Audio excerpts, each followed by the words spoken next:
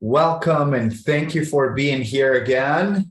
This short webinar that is part of my 4-day 40th birthday celebration. I was thinking about how can I give back for being here, for making it to 40, for being part of this kind of work, and got so much support and got so many gifts in so many ways along these years. So I figured this is, I don't know, possibly the 5th time I'm doing this where I'm actually giving gifts back instead of expecting to receive. So I decided for my birthday for 4 days to give 4 different webinars from inside of the 16 weeks sustainability regenerative leadership course to put them out there and give value to people's lives, see how some of these skills and some of these concepts can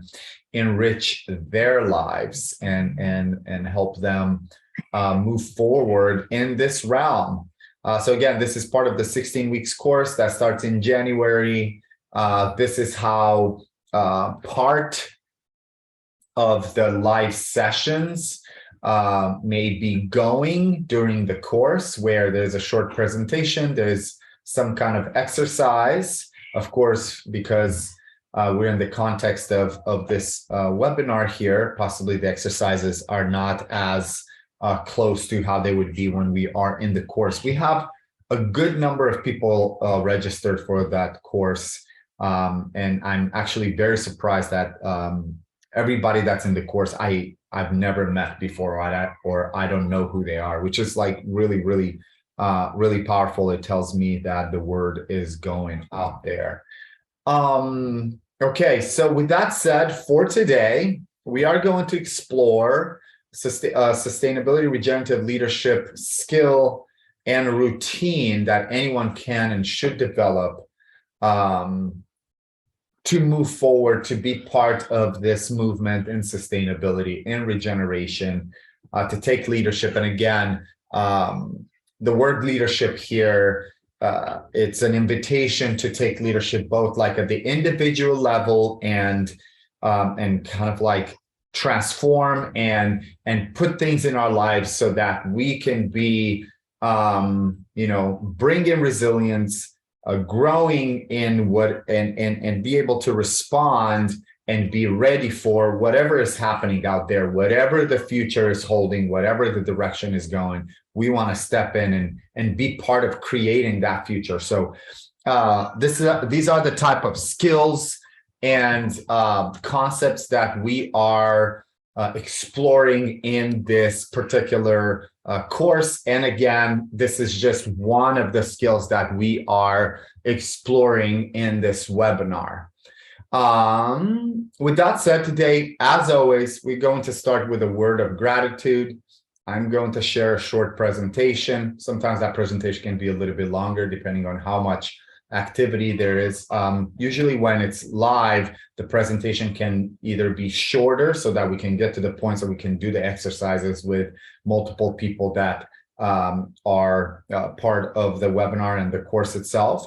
And then or sometimes it can be actually longer because there might be questions we may want to interact while we're discussing the subjects.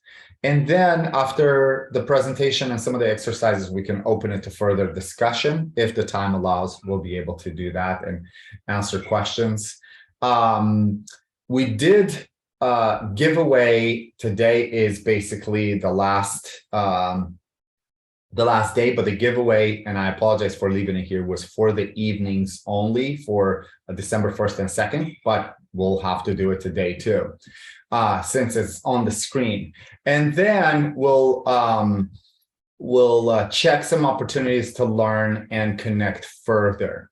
So the theme for today is world visions, the skills and practices explored would be values reflection, and the presentation is on social consciousness. So, of course, we're going to start with gratitude. Again, why start with gratitude? If this is the fourth time you're seeing this, or if you've ever done any webinars or courses with me, this would be no surprise. But if this is the first time, or even if you've done it before, this is a reminder why start things with gratitude. And this is work that has been adopted from Coming Back to Life, the work that reconnects of Joanna Macy. So why start with gratitude? Because life is such a gift, and being grateful, we are grateful to the gift of life. Just to live is holy, and to exist is a blessing. So being grateful, why not introduce that to as many things and as many times in our lives as possible? And it's beautiful. For me, it's so great to remind myself this on a regular basis. This morning, I did not get to have time to be grateful, like completely. So here's my time. Starting with gratitude brings presence. Really, when we are, whatever is happening in our heads, whatever is happening inside of us, whatever is happening out there, we can definitely seize this unrepeatable chance to be alive by being grateful. It really kind of takes out anything, the mind might be going in the future, maybe going in the past, maybe going to different type of problems. When we are being grateful for things in our lives, we can really be in that moment. And when we're in that moment, we can do so much more with the moment rather than being somewhere else while just physically present. So mentally and spiritually present is powerful. Starting with gratitude, being grateful at whatever time, before anything, at any time, is really not dependent on our external circumstances. It's all grace if we recognize it. So it doesn't matter what's happening out there. We can make the time to be grateful for things in our life in general, or things that are,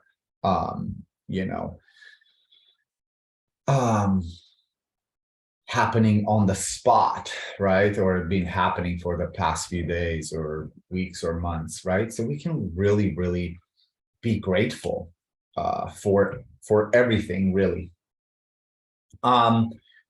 Being grateful does not feed into the current model. The current paradigm is not inviting us to be grateful. It's really, if you look out there, the main paradigm is inviting us to always just look for something different or something new, add something to our circumstances. We need more to feel happier, to be prettier, to whatever we're searching for. So being grateful definitely does not feed into that quest to look for more, to want more, to need more. So it really brings a new paradigm. Again, I really love this quote by Buckminster Fuller: to change something, build a new model that makes the existing model obsolete. So that's amazing. If you look out there and you're looking at the system of the world and you say, there's so many injustices, there's so many problems out there, right? When instead of like fighting and being out there as like, boo system, you need to not be like this anymore, or we need to punish somebody for it, or we need to, kind of like really push the system away. We can just like step back and start with this simple thing of gratitude, which is like really something very, very different. It's a new model. Imagine if in our culture, cultures around the world, if you look at it, there's definitely a global culture out there, and the global culture is inviting us to be in specific ways, to start our day in specific ways, to continue our day in specific ways, to do certain things before we go to sleep, that are definitely feeding into a lot of the problems that are out there, right? So consumption. The consumption without thinking at all of what the results, what the effects of that are. Again, and we're stepping into being grateful. I mean, that's really replacing something that's damaging with something that's powerful for us. And then again, gratitude, it is a sacred duty with words that come before all else. Because gratitude and the dignity and self-respect it engenders helped many of the native cultures oppressed around the world for thousands of years to survive. So this is an invitation from not just indigenous people from around the world. For example, I'm thinking about my people, where I come from, the Dacians, which are now under the name of Romanians, how they have been colonized and suppressed by so many empires. And we still kept the culture of being grateful and finding time to being grateful for being alive, for whatever things are around us. So definitely stepping into that sacred duty is really bringing acknowledgement and love for the people before us that have practiced this. And we can be grateful for them too. So with that said, today, actually, I completely forgot. There's two more things. That everything proceeds more easily and productively when we are grateful. When we are grateful and we start things, whatever we start with being grateful. And again, you can only experience that if you are experiencing that. And then, again, when we are being grateful, it really stands us in our deeper powers. So before we get to the subject of today, which is social consciousness, I'd like to invite us to get 1 minute. This is yesterday, for example, and yesterday's were the last session of this 4-day sustainability celebration. I discussed on different ways to step into gratitude. And there's a little slide with some conversation on how can we move towards being in that space of being grateful. And one of the things that we can do before or during the reflection of what are we grateful for is to kind of like really get in a really comfortable spot and start breathing, maybe even with the eyes closed. And kind of like look at either our life right now in the present, what are we most grateful for, which could be sometimes a little bit more hard or a little bit harder than if we reflect just on this past week or even like yesterday. What are you grateful for yesterday? And that could be really powerful. So I'm going to put a timer on my phone here for 1 minute. So really powerful to just sit 1 minute and see what can we be grateful for. So I'm going to start it here in a moment, and I am going to do it for myself, and then we can share about that because we do have some people that are present. Okay, so here's a minute.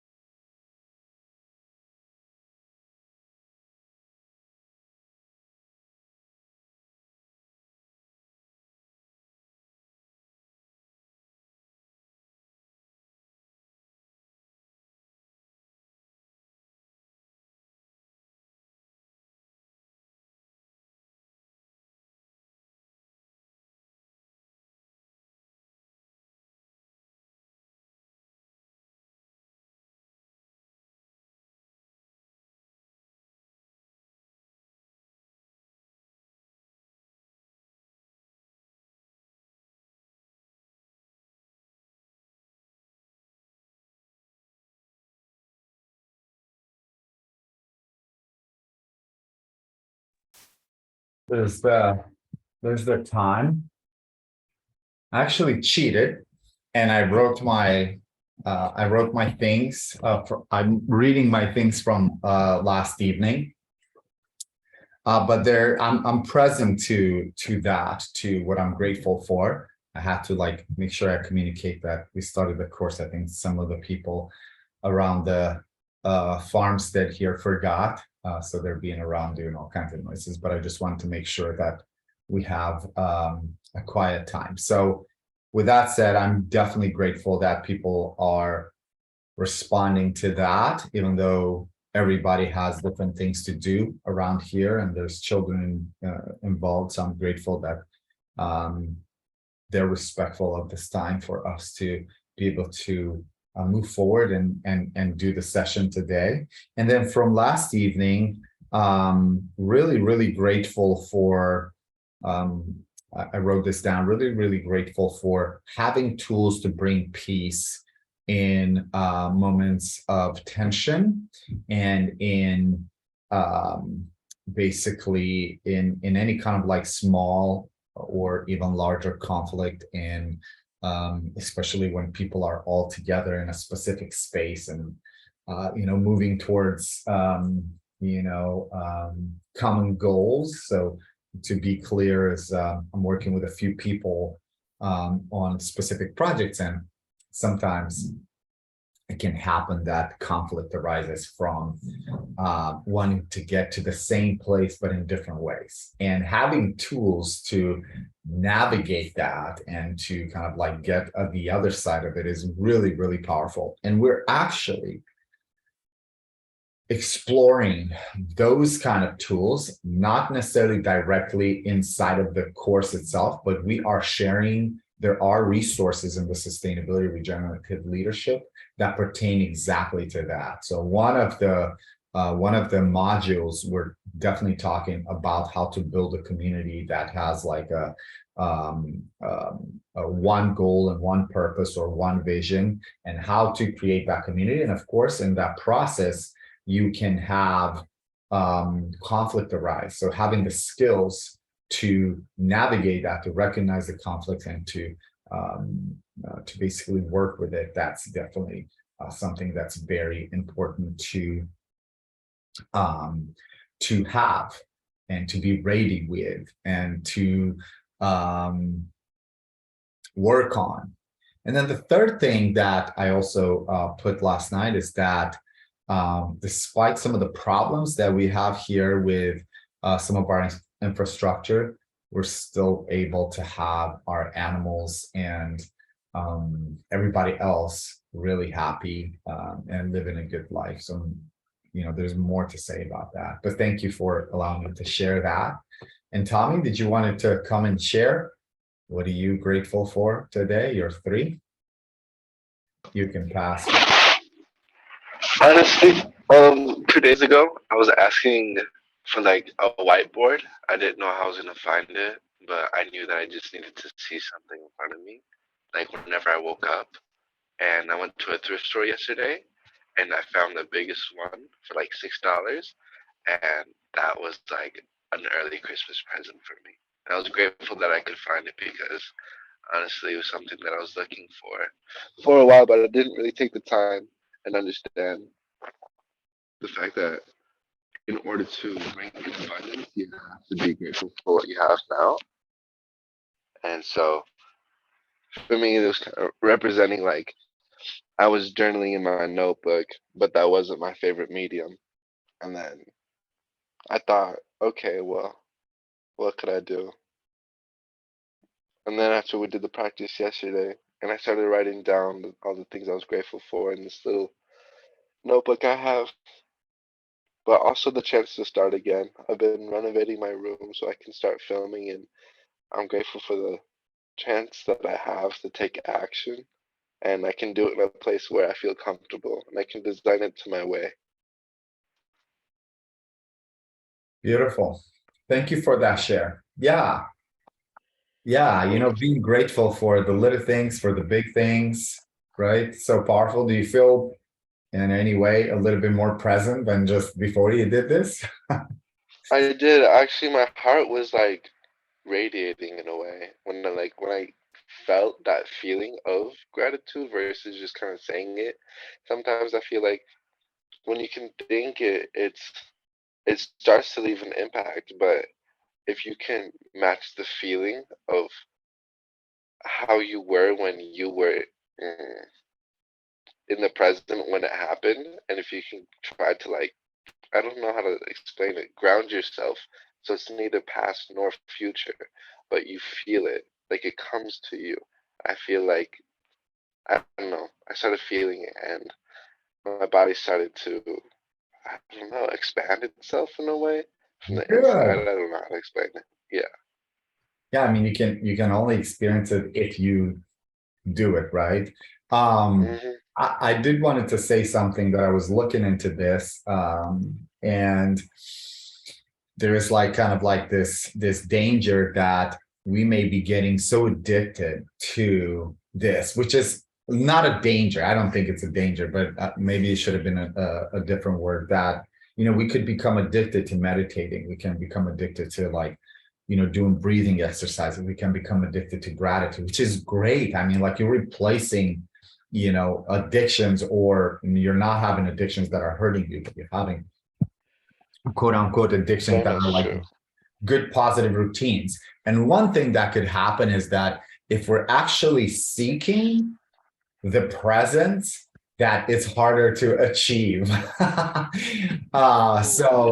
Also, there's been some studies out there, and I do have a pretty cool resource that I'm sharing with people in the course about gratitude. That's basically saying what and about like meditation and being present and all that. What are some of the practices and people from different practices that feel the most present? And it's very surprising to see people from different type of like belief systems and different type of practices, like the presence that people can achieve with different type of things. So for example, one example is like people that sing in religious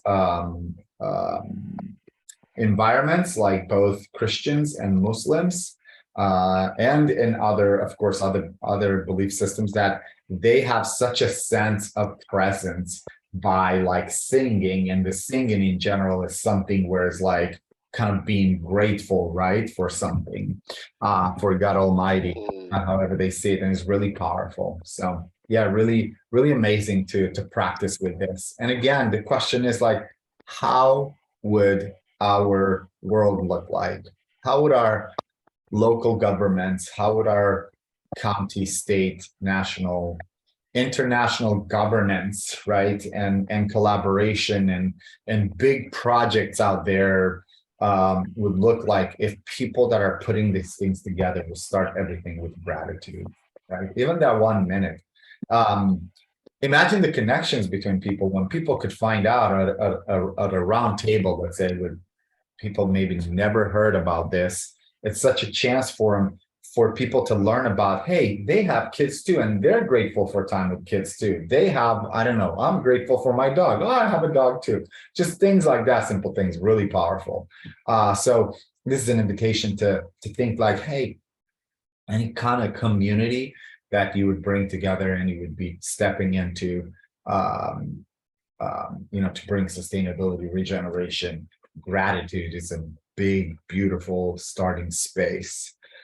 Okay, so today I am going to explore and share with you about social conscience, and this the skill that we go into kind of like explore here is like reflecting on and understanding our own and others' approach to sustainability. So this is adapted from Michelle Goldberg. You can possibly find some other work that she's done, but if you really just research the mainstream out there on social conscience or social consciousness, you're not going to find many things. Okay. And it's kind of like fringe, and you can find some of these people that are working to develop the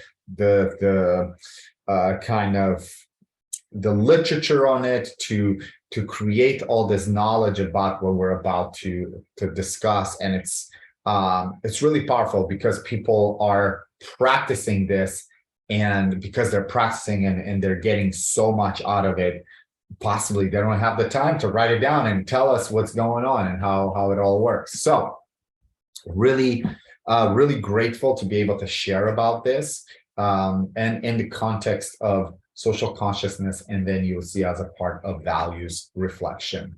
And we're going to do an exercise at one point. So what and why discuss about social conscience in the context of sustainability regenerative leadership? So first of all, we all have a personal conscience. It's basically all of these internalized values. It's this moral compass and the sense of right and wrong. It's this thing that's primarily emotional, and it's what motivates choices and behaviors on a regular basis, and maintains and transforms social norms. So as we're acting our personal conscience right there, we are maintaining and transforming social norms that are also in their turn shaped by and shaping society, right? And these are the personal conscious, this internalized values, this moral compass, this thing that's helping us to have or is giving us a sense of right and wrong, is what compels us to act morally in our daily lives, right? Whatever that is like definition for us. Compared to that, the social conscience is seeking the transformation of social structures that cause suffering to others. Social conscious is seeking to shape society according to our own values that we have developed. So the difference here is that personal conscious is something that's kind of like formed, and it's helping us kind of navigate whatever information, whatever is coming at us, for us to kind of look at that and say, this is wrong, this is right. This is how I'm going to act to get this done. Give me one moment, please.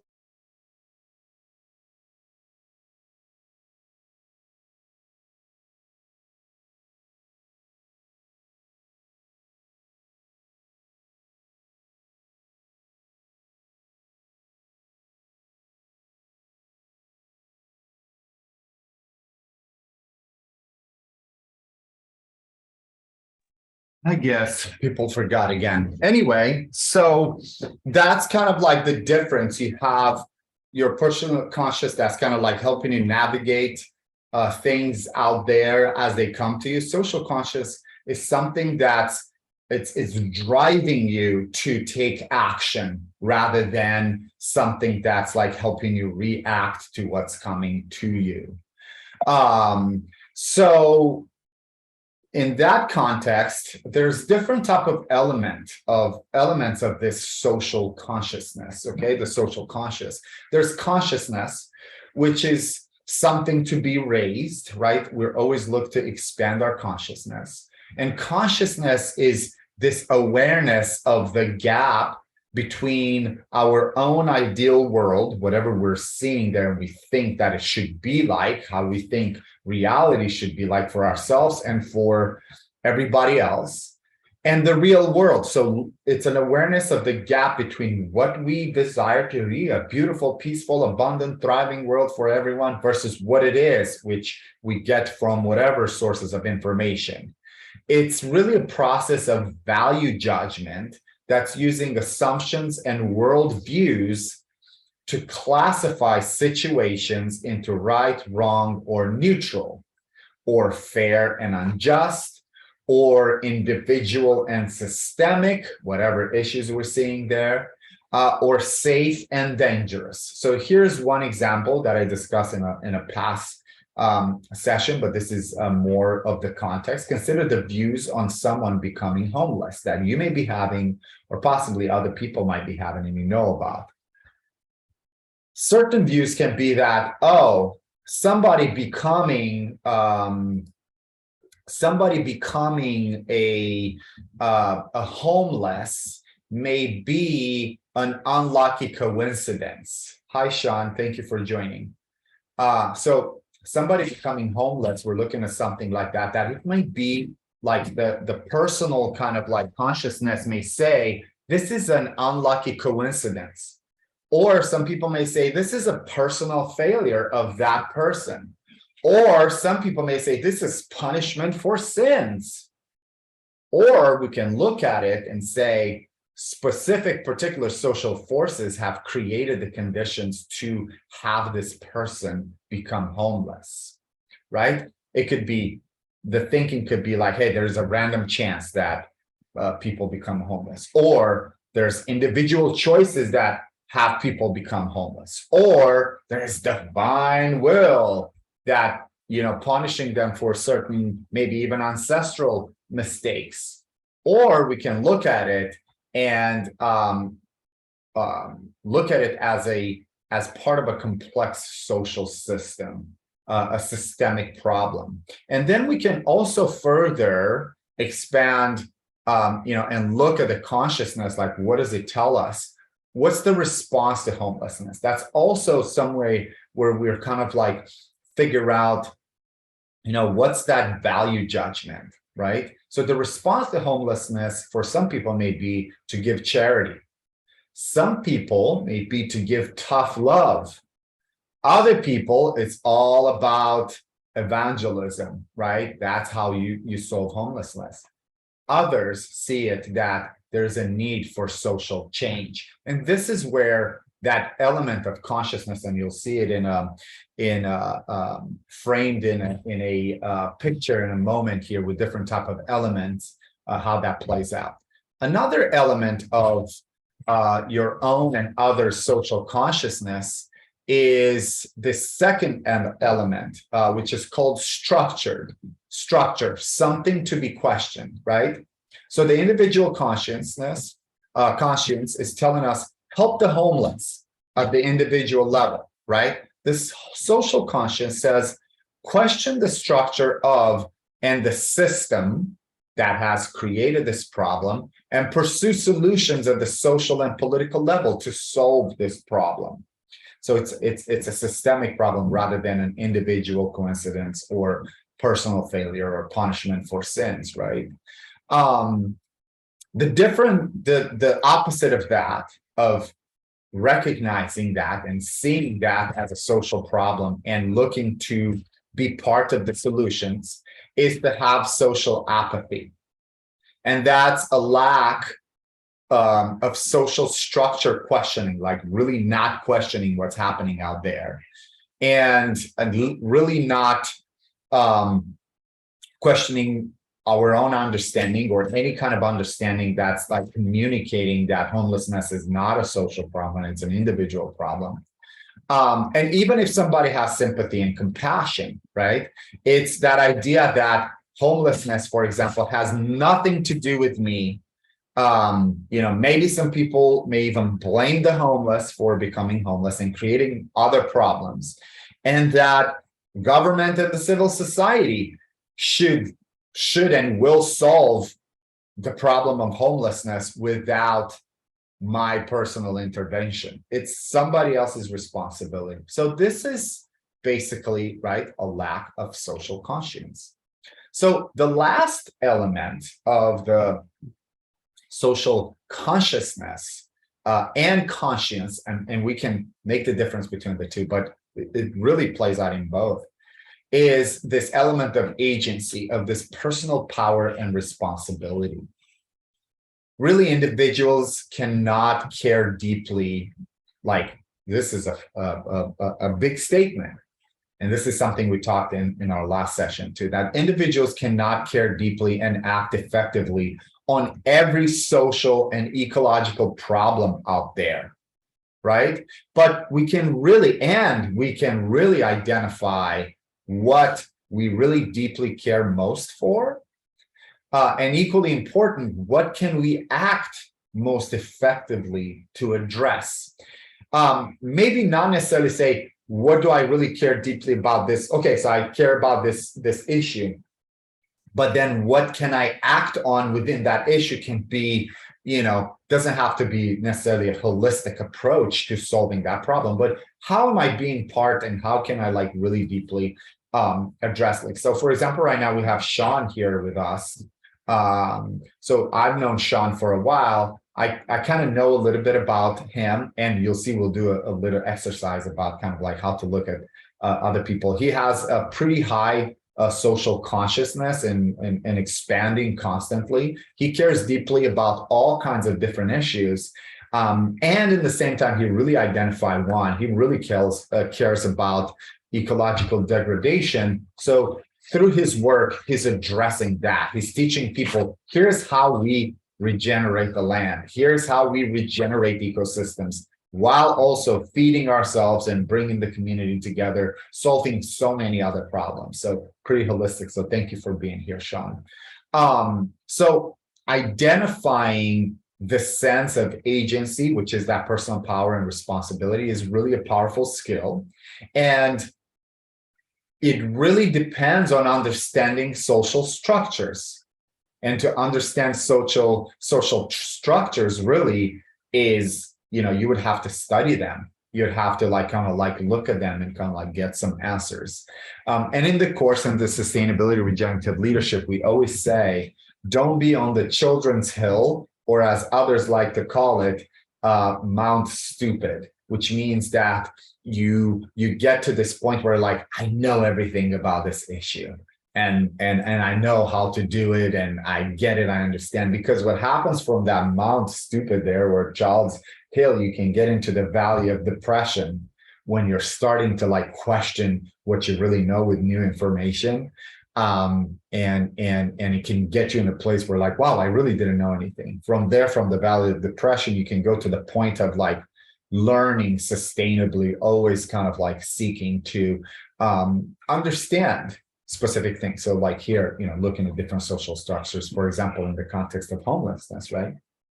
But also really, we need to understand our personal values, and therefore we need to continuously reflect on them.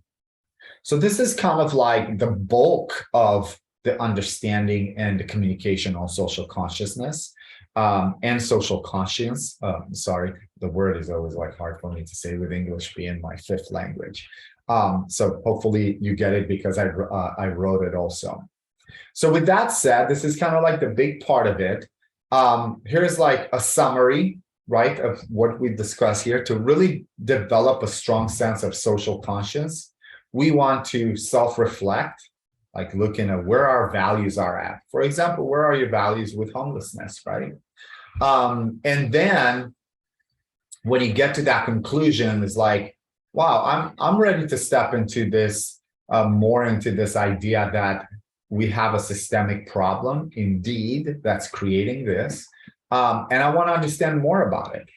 So you'd be basically studying the social structures in general, and then this particular one of the homelessness itself. And then find and focus on that personal power to address that issue in a specific way that you can do it. So here's that diagram here, where above we have high social consciousness and what the elements of that social consciousness is.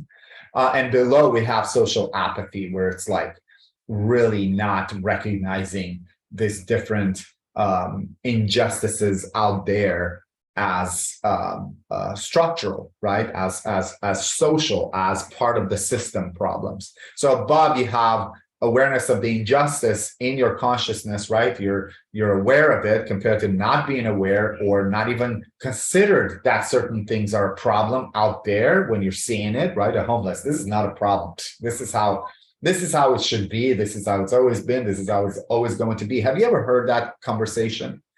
I'm inviting you to question that, right?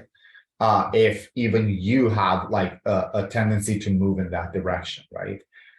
Because if that's how it is, then we going to continue to suffer as we are observing certain things, right? Also recognize that when you're finding and you're seeing these things out there, as part of that consciousness, you're seeing that it's a social problem. It's not just an individual problem. Oh, that person became drug addicted, or that person became homeless, or it's the Amazon is burning only in Brazil, right? If you actually and it's just their problem, right? But really digging deeper to see that this is a system problem, it's happening because there's a problem in the system, and it's creating problems further. So when you have this strong social conscience versus a weak one or social apathy, you take responsibility instead of putting like, hey, it's somebody else's responsibility. And then you're looking for that agency, like, okay, I take responsibility, but how and what can I do? So you become able to intervene, right? Either with just a simple conversation. Oh, I have this skill, this skill, this skill, this skill. I'm super passionate about this, and I'm going to go and move on there. Or I need to develop further skills to address this, and I really am excited about this. And then again, a weak social conscious is like where we're saying, nah, it's like, I can't do anything about it. And that's, sometimes people can really be super aware of an injustice, know that it's a social problem. They kind of feel that they're responsible, but then they feel that they're unable to intervene. And that's where you would have a guy like me, Lucian, that's inviting you to like, hey, you can do it. And you don't have to be, the director of solving the problems of the world, .com kind of thing, right? There's like being part of it, but being effective at it. So another thing is that we can recognize social conscience in others, and we want to step back from judging others, because there are constellations within constellations. I really love this expression of social conscience out there, and many blends of consciousness and understanding of the structure and agency. And the word was deep passions, not seep passions, right? So we want to understand people's whys and hows and whats to more effectively work together, because there might be people that are passionate about a specific issue, that they may be looking at it and are intervening or taking responsibility in a different way to solve it in a specific way, okay? Or even if they're not looking at it as a social problem, but they're looking at it as an individual problem, but they are taking responsibility for it, and they are intervening and doing things, right? So you have all of these basically homeless shelters, for example, or places where they feed the homeless, right? The thinking then might be like, it's like an individual problem, and I have charity, I'm giving charity to these people, helping them, right? That could be part of the solution, right? If that's the space where you meet these people and you want to solve the problem in a different way. So really, we want to look at these deeply and step into it. And I'm glad, like Tommy, for example, yesterday was sharing that he was at a homeless shelter the other day to feed the homeless. So remember that what some people see as a solution, some may also see as a problem, okay? Example, social welfare programs. So we want to not step into judging others, right? But really step into trying to understand what is the communication there, and where are the intersections that we can actually work with each other, which is not what we've been inviting these days. These days, it's all about they're like this and they are like this, and screw them and love them, or join one or the other, or, right? So this is a different type of invitation. So moving forward, develop awareness of your own and others' social conscience, right? You can learn a lot from, becoming aware of yours, where you stand on these different things or this one particular thing. And right, when you learn about others, then you can kind of say, what are we all working for to kind of like solve? Who are we working with, right? Like finding those people. And why does it really matter to do some of these things? We got to kind of like really look at that. And that's like really going to give us an ability to create effective cooperation out there to move and actually create these changes in the system. Okay, unless we're still stuck in that kind of like social apathy, right? Or being unaware of certain things. But I know already the people that are here present and people that are watching and are interested in stuff like this, that, if you're watching this recorded, that you're already on the same page. So with that said, I wanted to step into an exercise But maybe before the exercise, I wanted to see if there's any questions that we can answer from what we discussed so far. I'll leave this here. If there's or anything that you feel that must be said or must be asked, because the next exercise is going to kind of like have us check on our social conscience, right? And not necessarily as a reveal or as something to say, oh, I have such weak one or or anything like that, but just to kind of like look at some of these things and really develop that awareness of our own and of others and be able to work with that to move forward, which is the point of the sustainability regenerative leadership, to develop these type of skills and be able to, some people say reach across the aisle, or make our aisle pretty big too, right? So is there anyone that would like to share anything related to this? Any comment? Otherwise we can move forward with the questions. Okay, we'll go. Maybe show me a thumbs up if you're still hearing me, if you're still seeing me. I'm good. I'm absorbing it all. Awesome. Beautiful. Okay. I know Sean is probably listening to this like a podcast right now because he has a lot of work that he's doing today, which is awesome. And I respect that. Awesome. Cool. So here's some ways that we can kind of like check our own, right? So check our own social conscious. Like really, this is like reflecting on and understanding our own and others' approach to sustainability, right? What's so beautiful at the beginning of, before this was sustainability regenerative leadership, again, that starts in June, it's for 16 weeks, it ends in April. I taught this as sustainability literacy, and it was a little bit of a smaller and compact. And we have a very good friend of mine that's probably going to come and teach a little bit more in the next course too, that said something from the beginning of the course when we were setting some rules of communication and assumptions with each other, that we're basically saying, hey, let's not assume that just because we're all here and we're attracted to this concept of sustainability and regeneration and leadership, all together, that let's not assume that we all think the same and we're agreeing with what the direction and how we're going to do it, which is awesome to think about this. And this is exactly that invitation. There's like constellations of social conscience on different type of subjects, right? And it's beautiful to kind of like understand all of those and see how we can kind of like do these things together.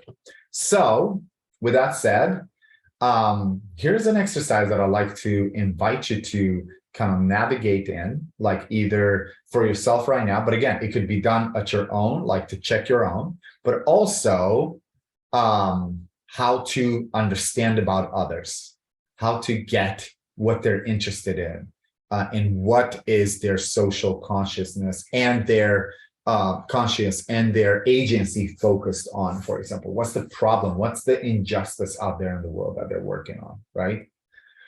So as a great beginning, I know Sean, for example, he's a big community guy. If you ever are doing like bringing the community together and want to do a great exercise of kind of like getting more to know the community and see where the partnerships are, it's like helping the people in the community, not just yourself, to see where everybody's at, right? I mean, this could be done in so many contexts.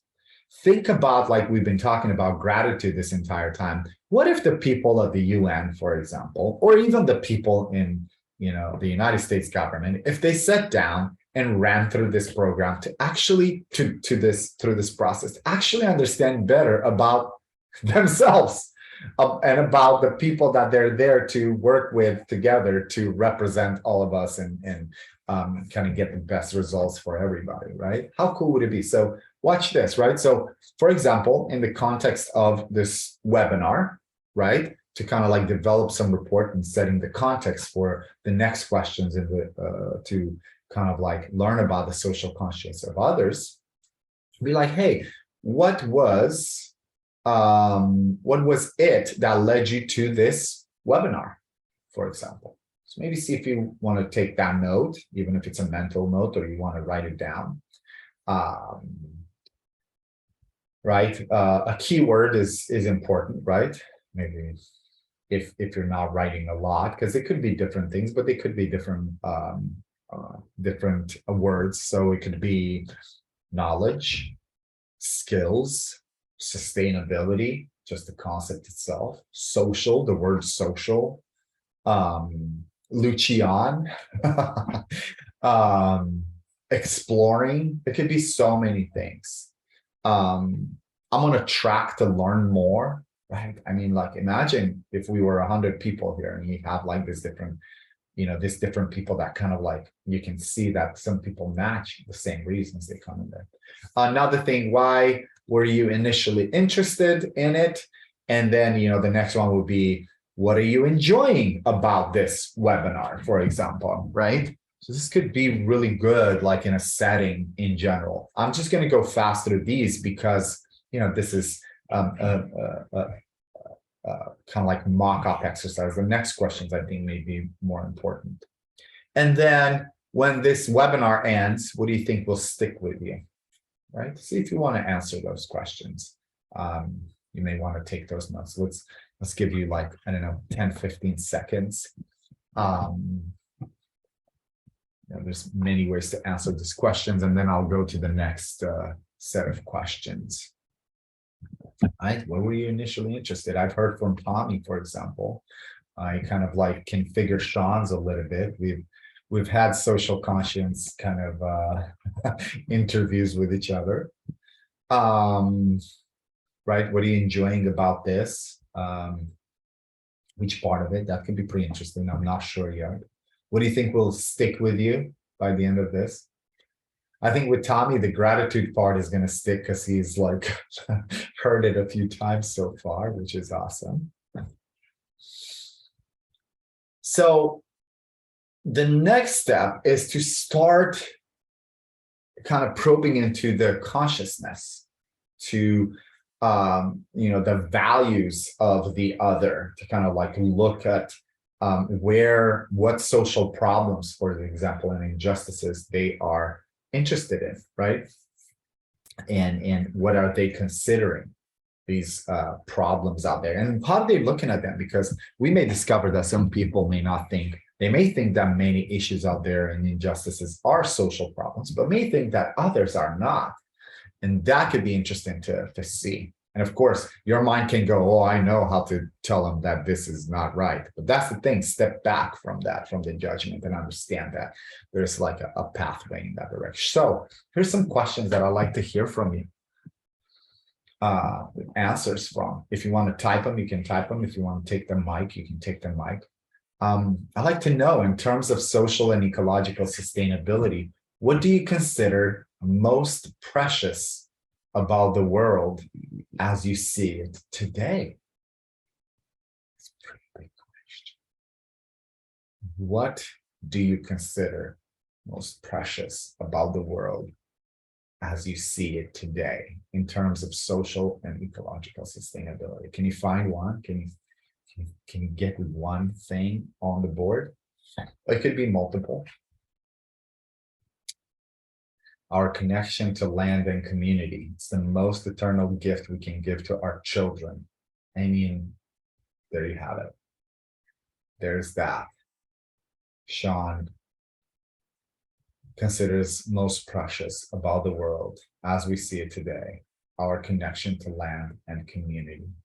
And again, sees it as an eternal gift that we can give to our children, right? So the next question can be more revealing. So let's see, Tommy says, how we interact with resources, tap into it, and how we put it back. What's most precious to Tommy is how we interact with resources. Yeah, powerful, very powerful, right? How we tap into it. for Sean, also very important is our internal community, our gut biome. That's very important to him. Yeah, that's an important, beautiful, amazing thing, right? Sean and Tommy already have something in common. I'm reading off the chat. So, number two, how close are the world as you see it and the world as you'd like it to be? Which elements are closer together and which are apart? So, what that means really is the question like, when what's most precious to you is our connection to land and community, something that's an internal gift that we can give to our children.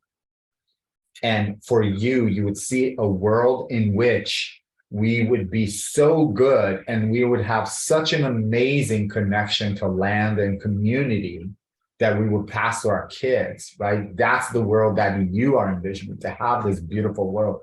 What's the difference between that envisioned world and what's actually happening right now?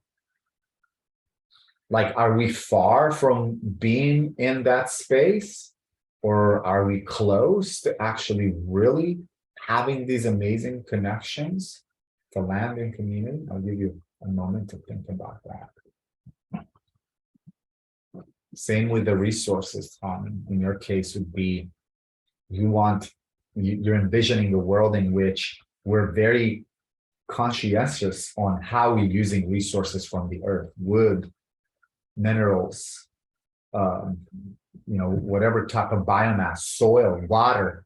We're really smart about it, how we take it and how we put back, which means you're looking at like, how do we regenerate this thing so that we're not just taking and throwing, right?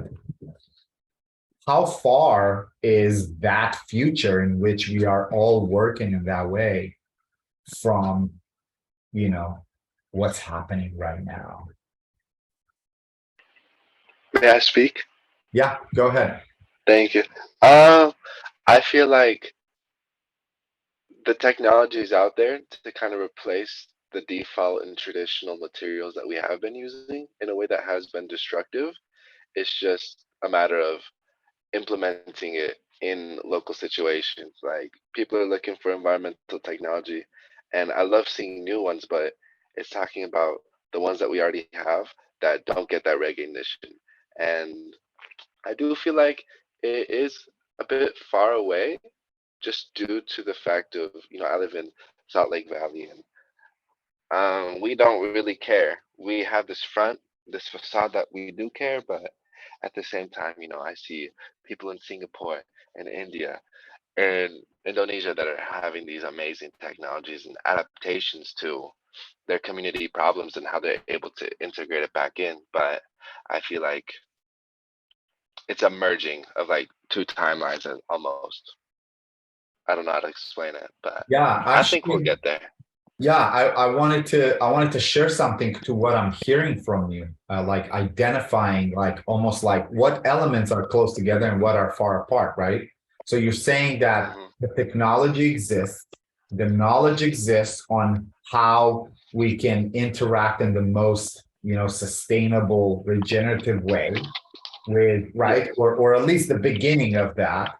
Um, and how to subtract things, but also how to put back. So the technology exists. Yet there might not be enough adoption out there, like in the case of where you're at in Salt Lake, or maybe there's no knowledge about it. So here's a great Hmm. question for you, because you're saying the technology exists out there, the lack of transmission may be a big part of why there is a problem, the gap in between, the ideal world Hmm. and the world we live in. So the next question would be, what are you most passionate about within this context? Is it to promote those technologies, for example, out there and bring it to your own community? Um, is it to develop new ones? Do you see where the question is Hmm. going? Yeah, I do. I would say promoting, honestly, Yeah, and learning how to implement it and to adapt it to the community because, you know, we have all these local problems, but it's gotten so big, it's on a global scale. And so we got to kind of dim it down and understand really what we're working with. Wow, thank you.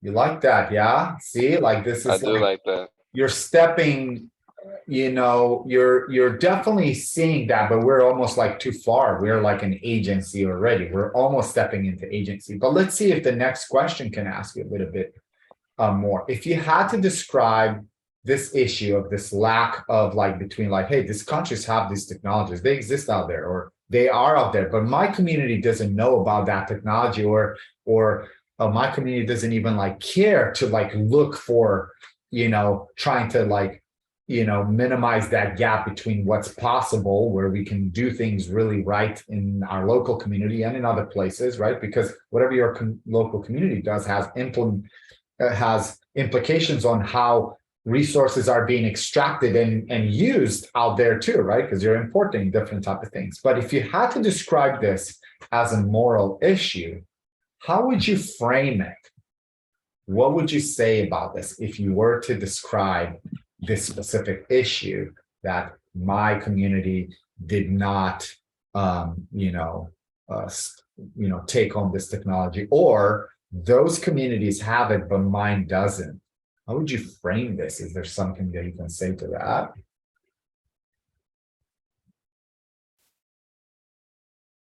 That's a tough one.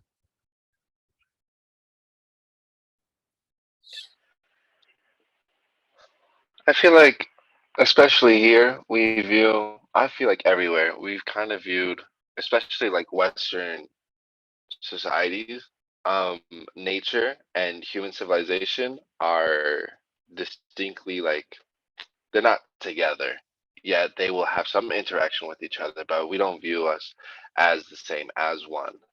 And understanding how sustainability isn't just a metal straw, it's understanding that it has three pillars. It's got economy, the social, kind of like groups, like, the people that we live by, as well as the environment. And we fail to recognize the community not as just, humans commuting and going to work, but it's the all the life forms that are in here and that do play such a big role. And I feel like it's understanding, yes, these changes may be quote unquote drastic, but the life that our children are going to live is going to be unbearable for them. And not even just for them. It's going to be like, for me, I'm 20. And so I don't want to know how life is going to be in like 20 years because I know it's going to be quite different. But I don't know. I would think of it more as just the deer that you may hit while you're driving, or the sea turtles that are choking, or I don't know. I feel like it's a very stereotypical way of looking at these problems, but it's very vast what we're dealing with. And that's why it's a great opportunity for anyone that wants to make a difference to join in, because they're going to find their own unique path while joining in, like a mycelium network. Yes, yes, yes. Well, again, you can create how, the world is going to look like in 20 years. You can be part of how that's going to look like. So I'm going to read what Sean said here. So Sean said, I concur. He sees the moral issue, like kind of like framing it as a moral issue. That misconception of values is how I would frame it. I believe by promoting and demonstrating it can change the current perception of these technologies. So in your local community, right? Hey, there's this technology. I mean, you can be the voice that brings the knowledge of how certain specific issues when it comes to our interaction with resources out there. You can bring that kind of knowledge in your community and be the big voice of that. There's a problem, and here are the solutions that our people are doing in other places. And then Sean says, for instance, we all would like to have a healthy home, healthy relationships, and a healthy life in general. Creating that life in the current social structures is seemingly not possible. So by providing a new model of living, the perception on how we bring these values into our life can change, right? So we're showing these things, right? I'm I'm taking on these technologies. That's kind of like what Sean is saying here. I hope I'm not mistaken, right? Demonstrating sustainable and regenerative practices, right? So that's how it is. It's like, here's an issue that we have in our community. We are, both like not treating our local resources right. There can be all kinds of natural resources, right? And we're also tapping into the resources of the world, and we're not treating it right because of like how we're whatever we're buying, whatever we're throwing away, right? And yet, look, there's solutions out there in different communities, and here's some of these solutions that I am embodying and I'm working with right now, right? And that's the powerful thing as we move forward with that when we discuss agency, because that's a powerful skill to develop and thing to look at. What's cool that Sean, he's, besides being a permaculture designer, he also has a great understanding of holistic management, which is basically looking at things like, what do we have to work with, and how do we move forward to make the changes that we want to make, right? So that dictates our agency, instead of like being so disappointed of not being able to be, I don't know, politicians. Because some people might be saying like, I think this issue I should be going into politics and change the policies of my local community. I mean, that could be like really dedicating a long time, and understand that can take a long time to be part of that.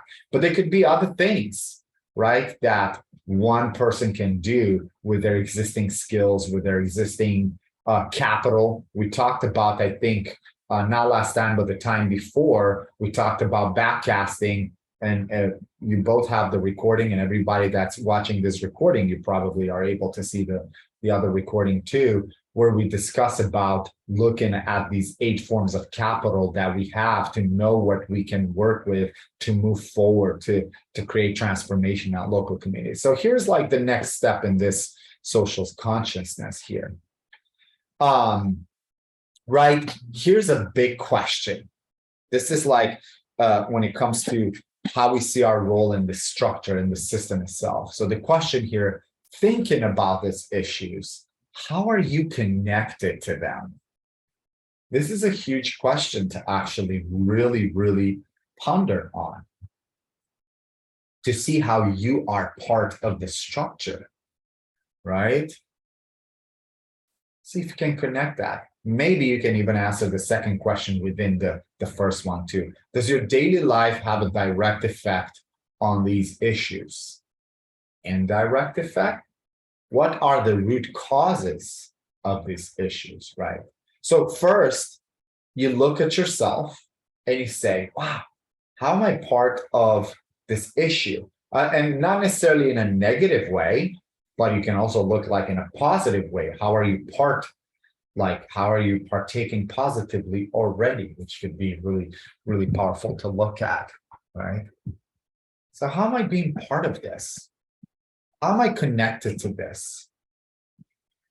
Let's see if you can come up with anything here in a fast reflection. And again, this is the big part of this course, the Sustainability Regenerative Leadership. We do the sessions where we have these interactions and we're reflecting on the spot. But we also, so this is like synchronous learning, where we're like, wow, we have these questions that open our head for, and we're searching for answers, and we may be finding some answers on the spot. But then we also have asynchronous opportunities to learn, which means that it's not on the spot, but I can look at a question, maybe do some research, maybe do more reflection, maybe think more about it, and then basically respond to it. So that's a really powerful kind of like combination of 2 ways of thinking. And sometimes our first responses may be like so intuitive that even if we reflect for too long on some of these responses, we'll be like, my first response was just like right on it. But let's see, in both of the issues that we both brought here, let's see, Tommy says, I use resources daily. Some I wish I didn't use, but I'm not sure what the alternatives are. And others that I'm in love with because I know its life cycle and it's not harming my environment. There we go. So there you are. You are part of, right, needing these things or wanting these things and being a consumer inside of this, inside of this issue that you have identified. So yeah, I really like that. Good recognition, right? Let's see. Sean says, leading with a vision. Every day I look to what we can create and especially what I can do to manifest the vision. I can create actionable items for each day and continuing moving forward towards the vision. So that's right. That's how he's connected to this, and that's how he sees that he has effect on the issue that he was discussing. So his thing that he was looking at, our connection as people's connection with the land and community, right? So Sean is like envisioning daily creating healthy relationships in my home, the land, and ultimately within myself, right? So that's how he sees that he's part of this. Like Sean is already seeing himself as a positive part. Okay, so I'll move this forward here, right? And this is like the big questions, right? Whose responsibility is it to take care of the issues that concern you, right? Whose responsibility is it to bring your local community or the world out there to be more conscious and interact with the resources, the way we tap into them and how we put them back in sustainable and regenerative ways? Whose responsibility is that? Whose responsibility is to make sure that our connection to the land and community, something that we're passing into to our children, is something that's sustainable and regenerative, something that can continue indefinitely, right? Whose responsibility is that? So as you're answering that and say is mine, right? You can also ask yourself, do you have the power to be part of the solution at any level, right? And hopefully that answer is yes. And then, right, like, how are you using that power? I have the power. I like what Sean says. I got the power. That's a good song, right? So, right, we're like, how are you using that power to be part of the solution? So, great answers here. Tommy, I'm inviting you to look at that too. And if not, if you feel that you're not using the power, what is it that's blocking it? I see Tommy says, my own, the companies that have a part in the process and the consumers. The power I have is to investigate, see the alternatives, and spread the word. Da, na, na, na, na. Yes, right? So just even asking what's blocking like me from like doing even more than I want to do, right? The last question is pretty powerful too. Who or what do you serve? So this question has two things to it. One is the positive part. Who am I serving by investigating and, finding the alternatives and spreading the word, right? I'm serving all of us. I'm serving myself, my community, the world community, right? And in the same time, we also want, and what is basically a sustainable future where we are going to treat resources in this amazing, sustainable, regenerative way. And in the same way, to really look at what am I promoting? Like, if this is what I'm promoting as an alternative, like, do I want to always start and say, there's always more to know. So let's not stop here and just say, this is the solution, right? Because again, that's Mount Stupid or the children's hill. So again, just really, really question like that. The next one, Sean, creating long-term goals with holistic management to weigh the risk and benefits. Perfect. Yeah, taking the time to look at how am I going to do things out there. And Sean, I know you yourself, just like me, we've been out there and just been doing.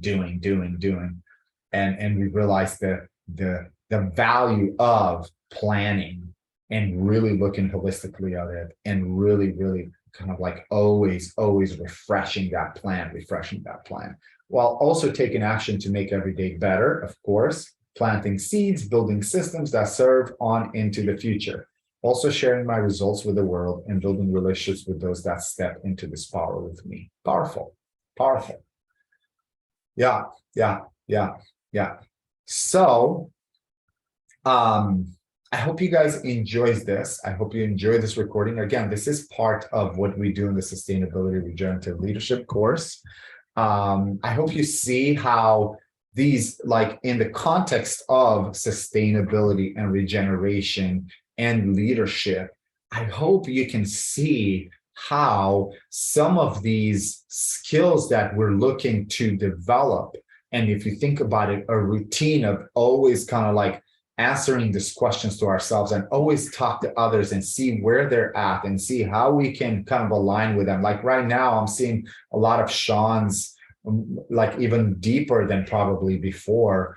And this is why it's so important when we form friendships and we look into partnerships and we look into the community of people that do work in this, that we step into analyzing and asking ourselves this question so we can see even further where exactly we cross, where exactly we can do things together. What can we invite each other to? What can we offer to each other, right? So this is how, in the context of this course, this type of skills is what we are seeing important in this realm of sustainability. These type of personal and community skills, compared to, here's a sustainability management system, let me tell you the steps of it, right? There's so many ways to talk about sustainability. But again, this is what this course is about building these skills within ourselves and within the community, and looking at it and as basically feedback from some of the people that are taking the course right now. It's still going in its first version.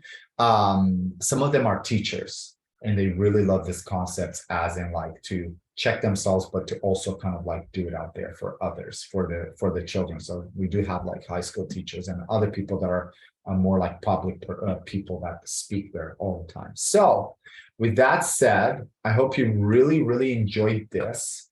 I'm going to open it to further discussion and questions. I'd like to first of all put the full scholarship and do the giveaway. This would be the fourth one. The last two times I did it a little bit earlier in the game, but I just wanted to not forget and do it. So we have only 2 people. I have both of your emails here in my system. Let me stop my share for a moment. And you can also gift it if you are interested in gifting it to somebody, compared to like you being part of this course. Again, it's 16 weeks. We're meeting once a week on Mondays. Some of the people that are joining the course and have joined so far, and this is why I've kind of like worked to create it in a way that really works for different type of people. Some people are joining the course just to join the live sessions, to kind of like learn something and have it as an intellectual fast interaction and kind of like take that out there. But I know there's a lot of people that are taking it so that they can have the entire content and the entire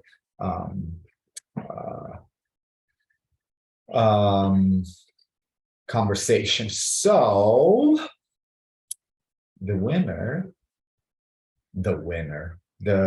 the giveaway goes to Sean. Sean, who will have time once a Monday and evening to come to the course. So congratulations. I'll send some details if you want to share this further and gift it further, or if you want me to put it back into the community, just let's communicate via the email. This is awesome, and I'm glad that you joined me today also. So with that said, I wanted to see if there's anything else. We have 7 minutes left in this.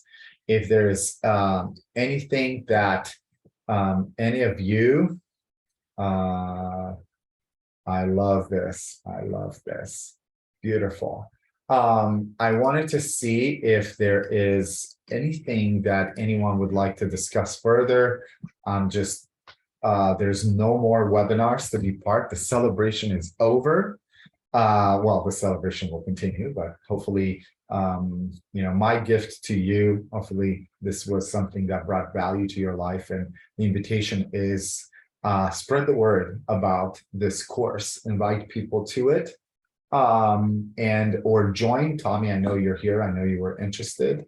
I saw somebody last night snuck in with the super early bird pricing, even though that's been done since December 1st, but that's fine.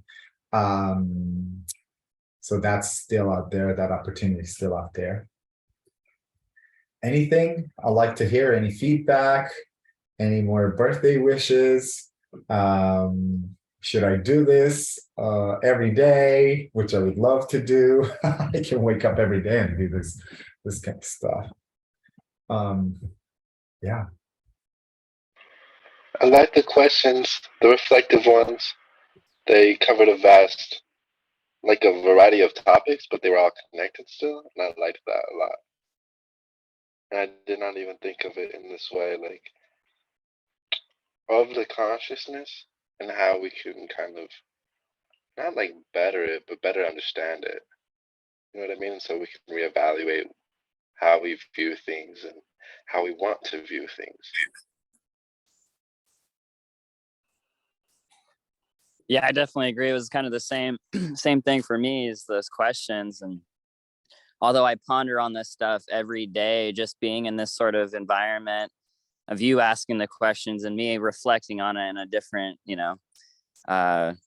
perspective of even within my own consciousness. Yeah, it was just super powerful stuff. And now I get to continue my work day thinking even further into this and how much I can, impact with this new perspective.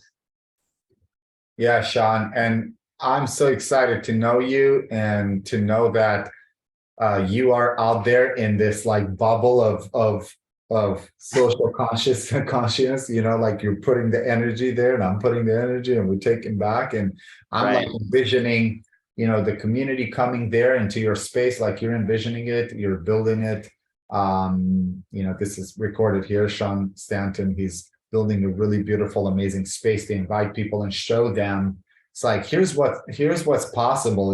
2 years ago, I was renting. I didn't have a space. I was doing my best to show this. And here's the energy and the thinking that I put in to create this space to empower and inspire even more people.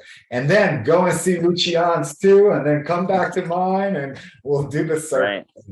I was actually envisioning people in your how you have like your circle there, like you can drive around. I was like people kind of like holding hands and like looking at your central piece basically and having conversations and there it is. So thank you so much for joining, and yeah, I'm excited to move forward, and I'm gonna come and help you more with a house too. Oh, this is recorded. I should have never said that. All right. I'd love to have you. I'm firing up the stove for the first time today, so excited for that. Beautiful. Awesome. Yeah.